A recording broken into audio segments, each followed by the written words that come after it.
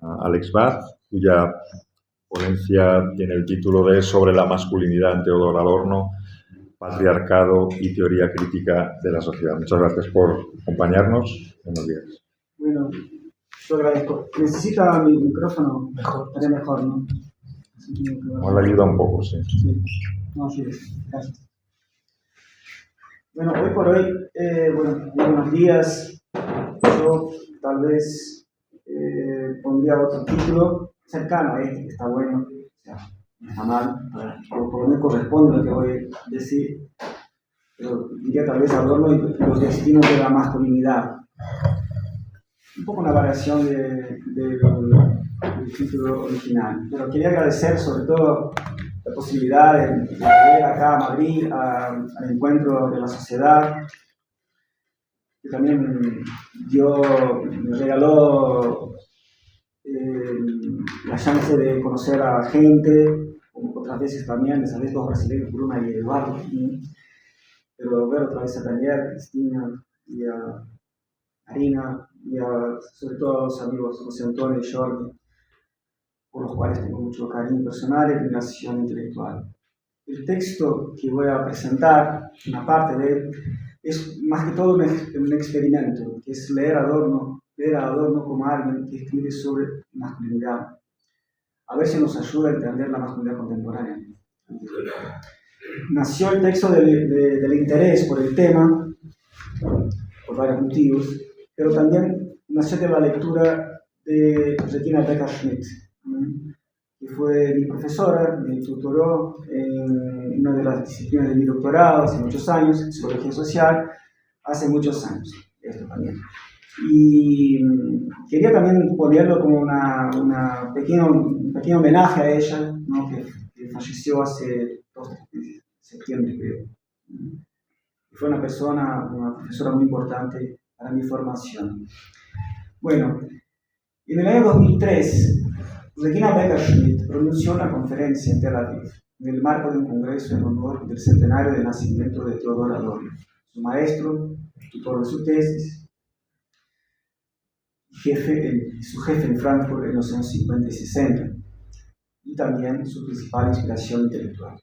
Esta posición no le impidió a la profesora, que desarrolló su carrera sobre todo en Hannover durante casi 3 décadas, no le impidió criticar al maestro. Las objeciones a Adorno formuladas en Israel no eran exactamente nuevas, venían desde los años 80, pero adquirieron, alcanzaron una forma más definitiva en aquella conferencia publicada en el importante volumen Teodor Adorno, Philosoph des beschädigten Lebens, compilado por Moshe Zuckerman. Adorno habría criticado duramente el patriarcado, dice Becker-Schmidt, un proceso que afecta principalmente a las mujeres, y lo habría definido claramente. Sin embargo, las mujeres fueron vistas como víctimas y nunca como resistentes y protagonistas políticas. Las contradicciones de género tampoco juegan un papel en la teoría social de Adorno, cuyo androcentrismo asumiría las posiciones ortodoxas de Freud en relación a lo femenino, entendido como resultado necesario de la castración. Muy resumidamente la crítica que hace Becker-Schmidt a Adorno.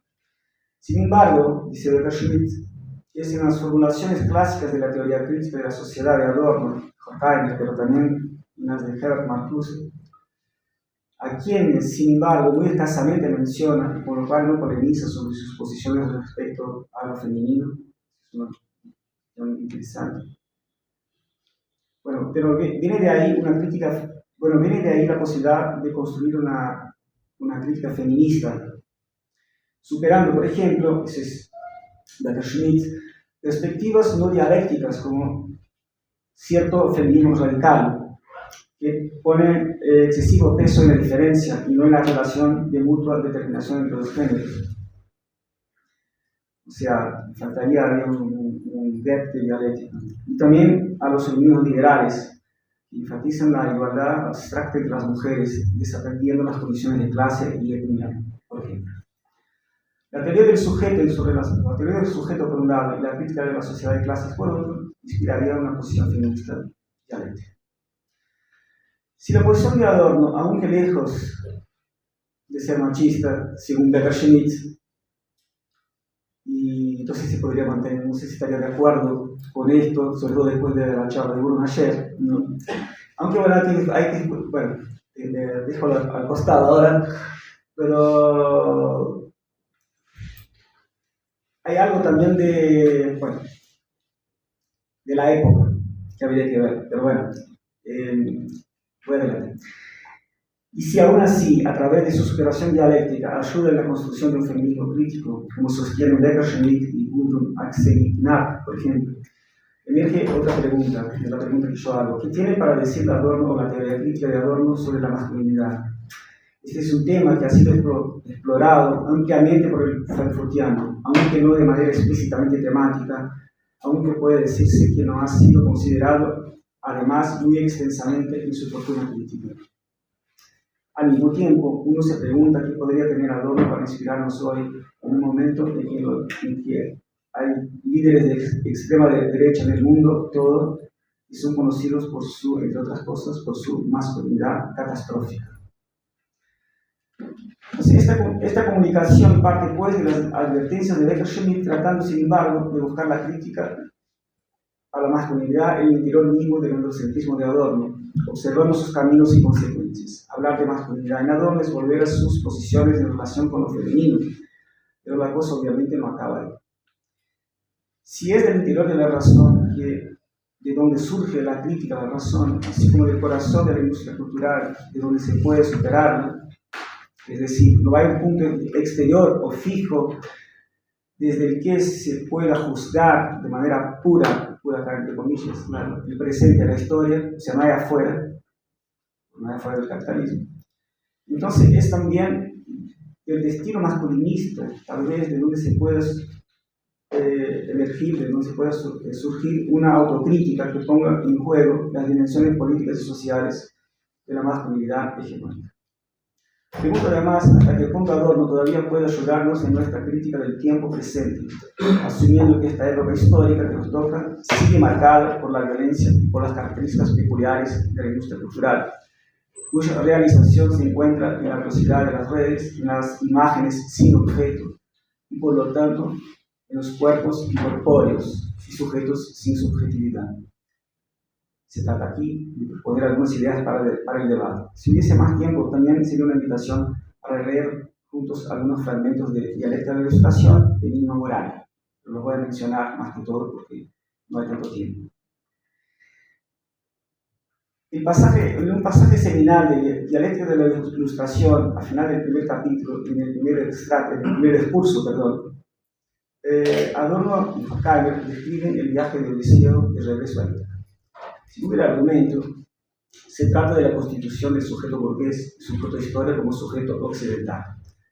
La fuerza del capitán del barco, que renuncia a la pulsión tanto como explota a los marineros, apartándolos del goce reservado a los amos de los medios de producción, ahí reside esto en la astucia de la razón.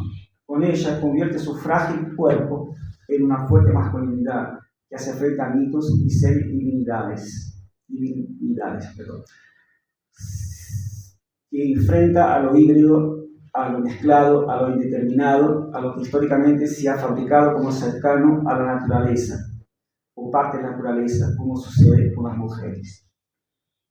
Si la estratagema de Circe, de la semidiosa, y tampoco la astuta pregunta de Penélope bastan para vencer a Odiseo, tanto una cuanto la otra serían las dos caras de una de las bases estructurales de la sociedad patriarcal, el matrimonio. Una la hija, la otra la esposa. Más conocido. Hay un largo, no voy a leer el pasaje, pero voy a decir lo siguiente. A esta interpretación corriente, la de Odiseo dominando las dos figuras claves de lo femenino, según el patriarcado, podría interponerse otra, lo sugiere Becker Schmidt, en un texto bastante antiguo, según la cual ambas mujeres, por libre elección, guiadas por su propio deseo, decidieran seguir adelante y ejercer su sexualidad, manteniendo la relación con el capitán del barco. Ninguna de ellas, es una otra interpretación posible, ¿no?, fue forzada. Es cierto, como ya he destacado, que la posición de Adorno, sin reconocer la posible fuerza de la mujer, es de crítica a la sociedad patriarcal, posición que también está más que presente en su obra más enigmática, la que más le gusta también, es Niño Moral, ¿no? El escrito que llevó a la máxima potencia el encuentro entre conceptos de expresión. El carácter opresivo de la mujer es uno de los hilos que organizan los argumentos de Niño Moral. La crítica de Adorno busca la inmanencia en relación con una sociedad patriarcal que acerca a la mujer a la condición de la naturaleza, observando cómo se le asigna un papel que, al resistirse a los imperativos masculinistas, la reafirma en la dialéctica entrópica entre los géneros. Ahí radica la crítica de Becker-Schmidt. ¿No? Veamos un ejemplo pequeñito de Vilma Morales, perdón. Ahí leo, lo cito, desde que lo vi, en el 59. El carácter femenino y el ideal de feminilidad conforme al cual se haya modelado son productos de la sociedad masculina. La imagen de la naturaleza no deforme brota primariamente de la deformación como su antítesis. Eso es bastante importante. Incluso tiene algo que ver con la charla de ayer. Donde quiera que tal naturaleza pretende ser humana, la sociedad masculina aplica con plena soberanía en las mujeres su propio correctivo, mostrándose con su restricción como un maestro riguroso. El carácter femenino es una copia del positivo, entre comillas, de la dominación. Fin de citación. No será, sin embargo, una postura tan pasiva hacia las mujeres, ni tan generalizada, la que adoptará Adorno en un importante texto, menos discutido de lo que merece, me parece, escrito para una de sus muchas conferencias de los años 60. En Tabúes sexuales, el derecho hoy se posiciona frontalmente en contra de cualquier tipo de regulación de la sexualidad, salvo la defensa de los vulnerables, especialmente los niños y las personas que pueden sufrir acoso por su posición y el escalofón laboral. Subraya que gran parte de la legislación está formada por restos, por cosas que todavía existían de la jurisprudencia nacional socialista. En el mismo contexto, aboga por la despenalización de la prostitución, al tiempo que reconoce la explotación que sufren las mujeres en una sociedad no extensa de represión. A propósito, como en Niño Moral no hay emancipación posible sin la emancipación de la sociedad, ¿no? Se puede leer. Sin embargo, Adorno subraya que la existencia de la actividad clandestina es también, dialécticamente, una promesa de la sexualidad que sigue garantizando el ejercicio de las pulsiones parciales, en contraste con una sexualidad puramente genital, higiénica, educada y, por lo tanto, represora. ¿No? Cito a Adorno. Y esta integración en la sexualidad genital es precaria no se le escapó a Freud, que lo lamentó como un buen burgués patriarcal. La verdadera vida impulsiva erótica, las relaciones en que el placer se realiza, no es en absoluto esa healthy sex life. De todos los sectores de la economía, desde la industria cosmética hasta la psicoterapia, promueven hoy en los países industriales más avanzados. En el mismo cuadrante analítico, ahora soy yo otra vez, también critica la prohibición del consumo de pornografía por parte de los jóvenes. Su motor era más moralista que otra cosa, según él. Para Adorno, el espíritu más ilustrado del psicoanálisis, cito, si no está mutilado y reprimido, el sexo no le hace daño a nadie. Podríamos criticar, si fuesen escritas hoy, pero también si habiendo sido escritas en este momento, en los 60, algunas de las posiciones de Adorno en sus escritos, es decir, en su interpretación de fenómenos como la prostitución y la pornografía, en especial. Pero eso sería también de alguna manera incurrir en cierto anacronismo. Es una cosa y otra, me parece. Basta que asumamos que hay una letra y hay un espíritu del tiempo que, pasados los años, puede que ya no coincida. ¿Por qué digo esto? Porque una parte importante del consumo de pornografía en la actualidad, según los estudios disponibles, recordemos que esos son tiempos de Internet, muy distintos de los tiempos de los años 60, se refiere a temas sadomasoquistas que involucran a mujeres de grupos socialmente vulnerables, como pasa con latinoamericanas en Estados Unidos. Pero lo que cuenta acá también es también la crítica a Freud, tachado de patriarcal y defensor de la sexualidad genital, civilizada y ordenada. Ese es un punto muy importante para un argumento un tanto clandestino que circula por ahí abajo en Tabúes sobre la sexualidad y el derecho poético. Si Odiseo es el prototipo del sujeto burgués, aquel que supera los mitos para construir entre la represión y la gratificación parcial de la pulsión su posible supervivencia, imponiéndose a las fuerzas de la naturaleza interior y no siempre pudiendo recordar él mismo esta naturaleza, como se lee en dialéctica negativa, es porque es hombre. La relación entre sujeto-objeto masculino en Adorno es lo que hará Beckerschmidt y Knapp que resignifiquen este motivo central de la teoría crítica para pensarlo desde un punto de vista feminista. La construcción de dicho sujeto no está extensa de este sujeto masculino, ¿no? Burgués, no está exenta de dolor y sufrimiento, de renuncia y estructuración en la sociedad de clases. Forjar, o sea, construir dicha masculinidad, que es un proceso y no tiene nada de natural, obviamente, exige mucha violencia, más vez que sobre el pensamiento, escribe en Adorno y Horkheimer, que se hace violencia a sí mismo, que es lo suficientemente duro para quebrar los mitos, no sobre el pensamiento en este caso. Sigo. Pero no pasa eso solo con el pensamiento, sino con las emociones, con el deseo, con el cuerpo. Si la construcción de la masculinidad no está extensa de sufrimiento, ni de la crueldad socialmente producida y socialmente amplificada, es porque, como a menudo señala Adorno, esto empieza desde el siempre, desde la infancia del mundo y la infancia de hombres y mujeres. O sea, desde que hay mundo, hay, de una manera, ¿no?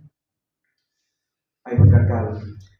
Esto alcanza especial posición en sus textos sobre cuestiones educacionales, orientativas, como educación después de Auschwitz, pero también tabúes sobre la profesión de enseñar, lo que alude a la doble jerarquía presente en las escuelas, fuertemente influida por un tipo de masculinidad hegemónica que vemos revalorizada en los protofascismos actuales, incluso en las escuelas brasileñas, donde el impulso militarista adquiere ahora un nuevo protagonismo. Adorno dice que, cito, que hay una jerarquía oficial según capacidad intelectual, rendimiento, notas, y otra jerarquía que permanece latente, no oficial, en que la juegan su papel la fuerza física, hacerse un hombre, y hasta ciertas disposiciones mentales de carácter práctico no honradas por la jerarquía oficial. El nacionalsocialismo ha explotado, de un modo solamente en la escuela, esta doble jerarquía. Al instigar a la segunda contra la primera, eso es bastante importante, ¿no? Así como en gran política, el partido contra el Estado. La investigación pedagógica debería prestar especial atención a la jerarquía latente en la escuela. Fin. La misma dinámica de aprendizaje de la masculinidad, de la formación de la masculinidad, si se puede llamarlo así, que tiene lugar desde la infancia, está bien expresada en Nino Moravia en un contexto que demarca la fuerza de dicho proceso en la construcción de una forma de organización del capitalismo que es el fascismo. Ahora les pido, voy a leer un poquito de Nino Moravia, es un poquito largo, pero no es muy largo, pero es bastante importante. Escribe Adorno que los 5 patriotas que se abalanzaron sobre un compañero solo y lo apalearon, y cuando se quejó el profesor lo acusaban de chivato, no son los mismos que torturaron a los prisioneros para desmentir a los extranjeros que hablaban de que aquellos eran torturados. Su vocerío no tenía fin cuando el primero de la clase fallaba. No eran los mismos que, entre sorprendidos y sarcásticos, rodearan al judío retenido para mofarse de él cuando, con poca habilidad, intentó ahorcarse. Los que no sabían formar una frase correcta, pero encontraban las mías demasiado largas, no eran los que acabaron con la literatura alemana sustituyéndola por sus proclamas. Algunos cubrían su pecho de insignias enigmáticas que querían ser oficiales de marina tierra adentro, cuando hacía tiempo que no había marina. Se harían jefes de batallón y portaestandartes, legitimistas de la ilegitimidad.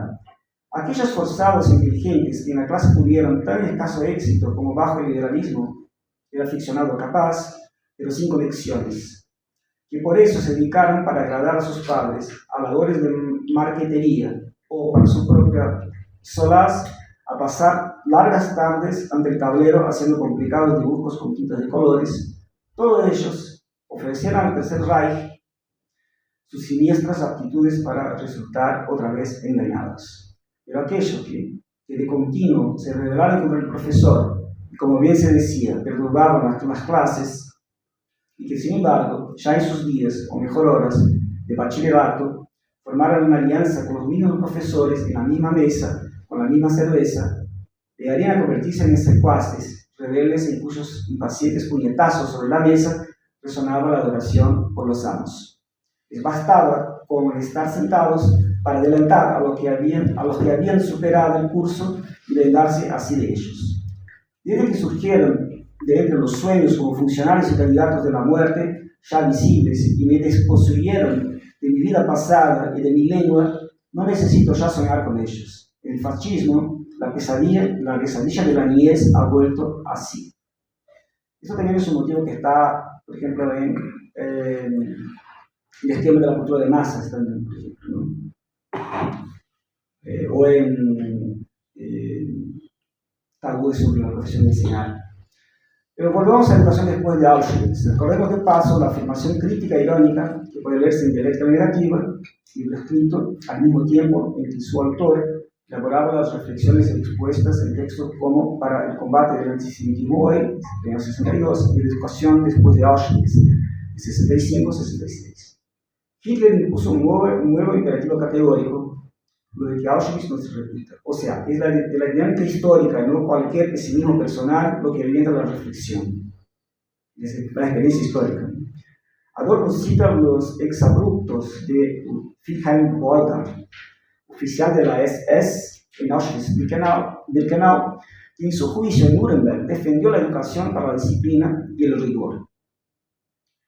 Poco después, Adorno escribe: el ideal pedagógico del rigor, en que muchos pueden creer sin reflexionar sobre él, es totalmente falso. La idea de que la virilidad es el más alto grado del aguante fue durante mucho tiempo la imagen encubridora de un masoquismo que, como ha demostrado la psicología, tan fácilmente roza con el sadismo. La dureza que debe lograr la educación significa sencillamente indiferencia al dolor. Al respecto, no se distingue demasiado entre dolor propio y dolor ajeno. La persona dura consigo misma, se arroga el derecho de ser dura también con los demás, y se venga en ellos del dolor cuyas emociones no puede manifestar, que debe reprimir. Ha llegado el momento de hacer consciente este mecanismo, de promover una educación que ya no premie, como antes, el dolor y la de soportar los dolores. Con otras palabras, la educación debería tomar en serio una idea que de modo alguno es extraña a la filosofía. La angustia no debe reprimirse, o el miedo, puede decir también acá. Cuando la angustia no es reprimida, cuando el individuo se permite tener realmente tanta angustia cuanto esta realidad merece, entonces desaparecerá probablemente gran parte del efecto destructor de la angustia inconsciente y desviada. Fin de cita, ¿no? Así pues, visitemos un momento más Mínima Moralia para ver cómo Adorno sigue ocupándose en el marco del psicoanálisis ortodoxo de la masculinidad, incluida una de sus múltiples formas, la homosexualidad, que a su vez es extremadamente variada en su ejercicio. Bueno, ahí Adorno escribe: los hombres muy hombres serían así en su constitución como generalmente se presenta la acción cinematográfica, unos masoquistas. La mentira se esconde en su sadismo, y como en tanto que mienten, se convierten en verdaderos sádicos, en agentes de la represión. Mas aquella mentira no es otra que la de la homosexualidad reprimida. Es la única forma que aprueba el heterosexual.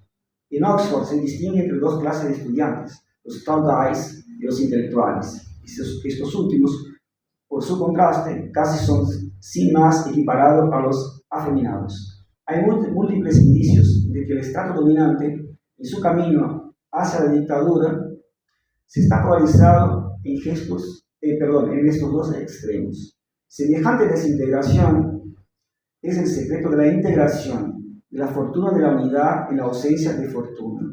Al final son los tall guys, los verdaderos afeminados, que necesitan de los delicados como víctimas para no reconocer que se semejan a ellos. Totalidad y homosexualidad son hermanas. Mientras el sujeto perece, niega todo cuanto no es de su condición. Esta última parte es bastante importante también. Ahí voy cerrando ya casi. Es sintomático que cada vez que escribe algo sobre la homosexualidad, Adorno se refiere a los hombres. No habla de la homosexualidad de las mujeres. Y sus ensayos sobre Huxley, sobre el jazz, sobre la televisión, ser homosexual aparece como síntoma de una sociedad enferma. Así como ser heterosexual también es, si tomamos en serio su crítica dialéctica. En relación con la crítica conservadora de la cultura, por ejemplo, Ortega y Gasset, mira ahí claramente en desacuerdo con lo que estoy diciendo.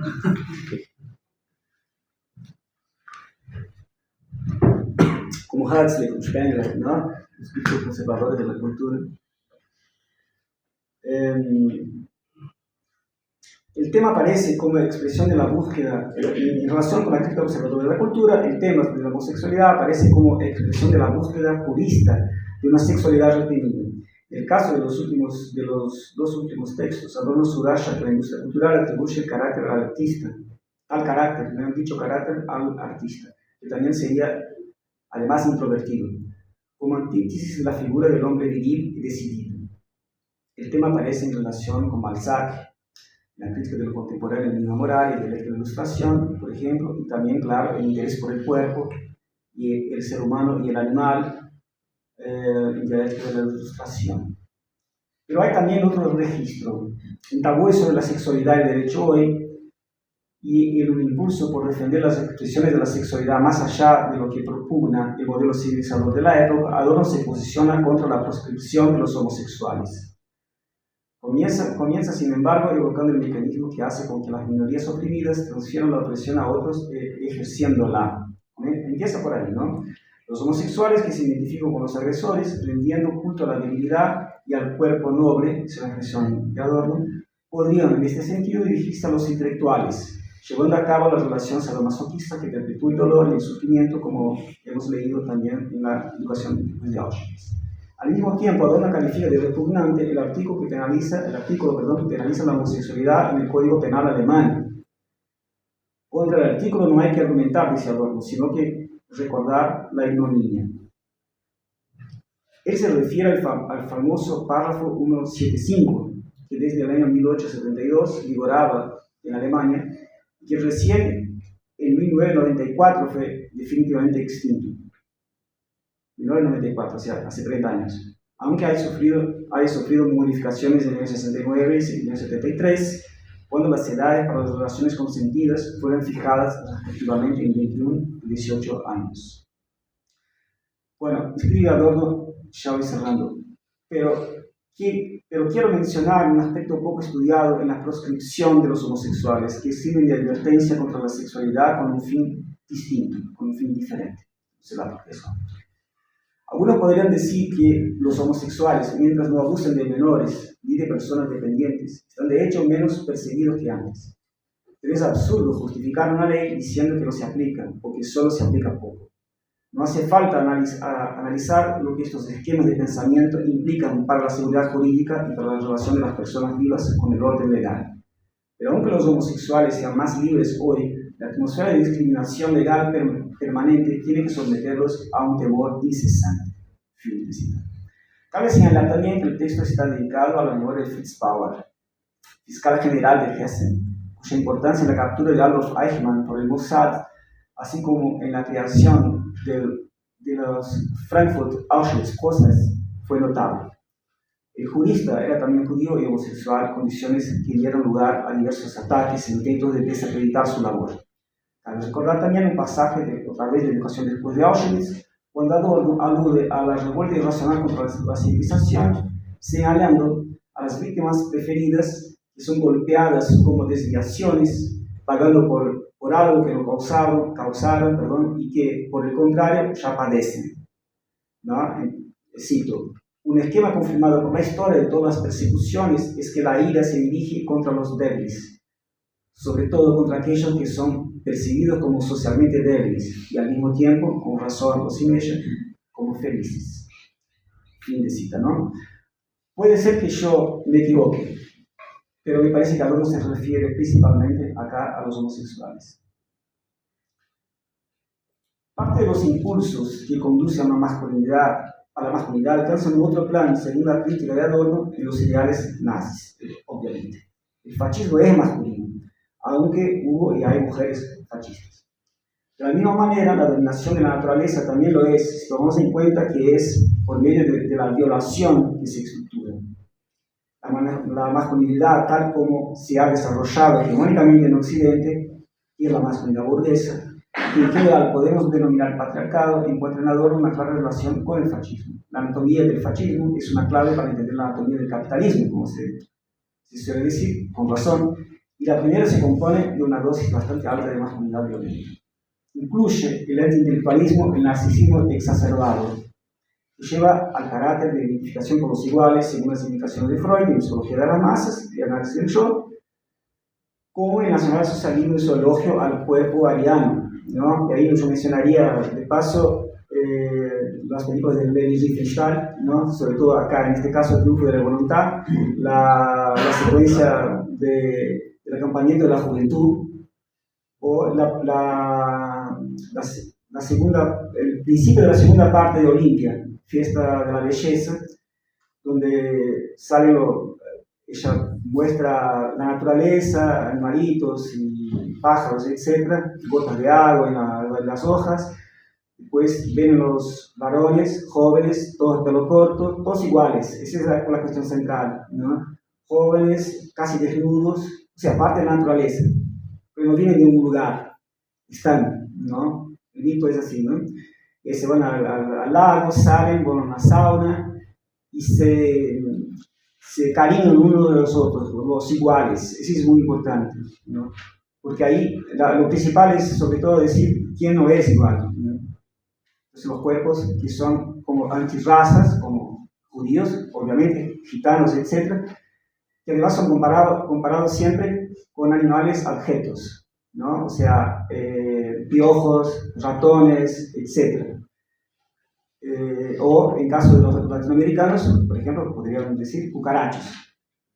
¿Qué hay que hacer con cucaracha? La matás. O como en el caso en Brasil, por ejemplo, una de las expresiones pesadas, maliciosas, etc., a los homosexuales es bicha, y quiere decir gusano, ¿no? Y se hace un gusano, también se lo mata. Porque también hay los animales...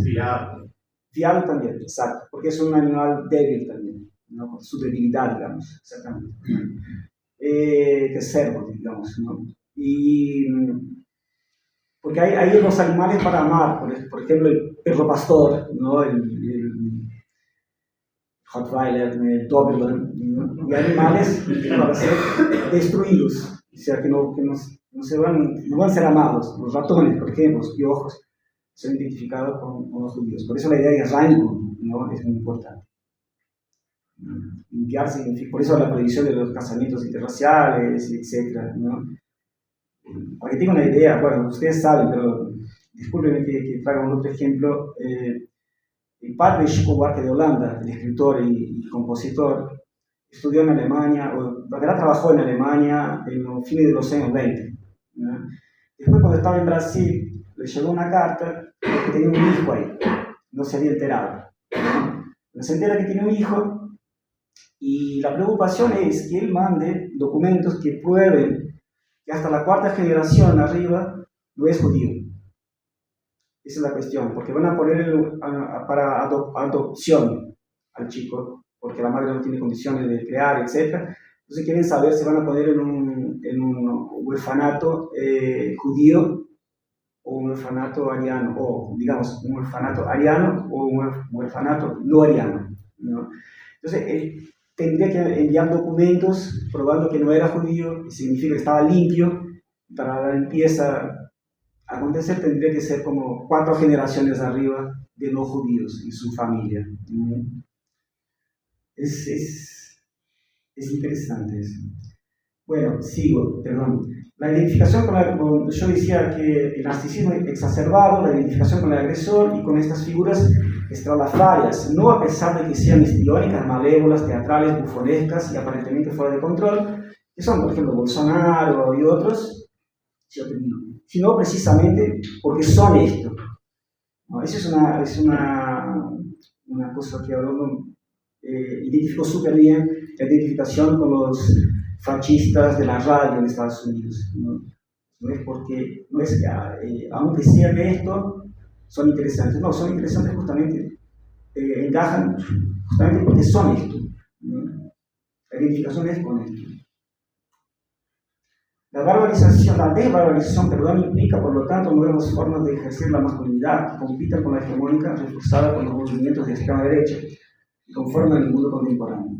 Recordemos que una de sus demandas más fuertes es exactamente la recuperación de los atributos masculinos, que se habría perdido debido al énfasis en las políticas de identidad, una bandera que originalmente además perteneció al progresismo liberal y que ha sido abrazada por la izquierda en las últimas décadas. ¿No? Pero una demanda de la extrema derecha es esta, recuperar la masculinidad perdida. ¿No? La educación contra la barbarie no puede, sin embargo, reducirse a cierto subjetivismo, obviamente, sino que debe ejercerse como anticapitalista.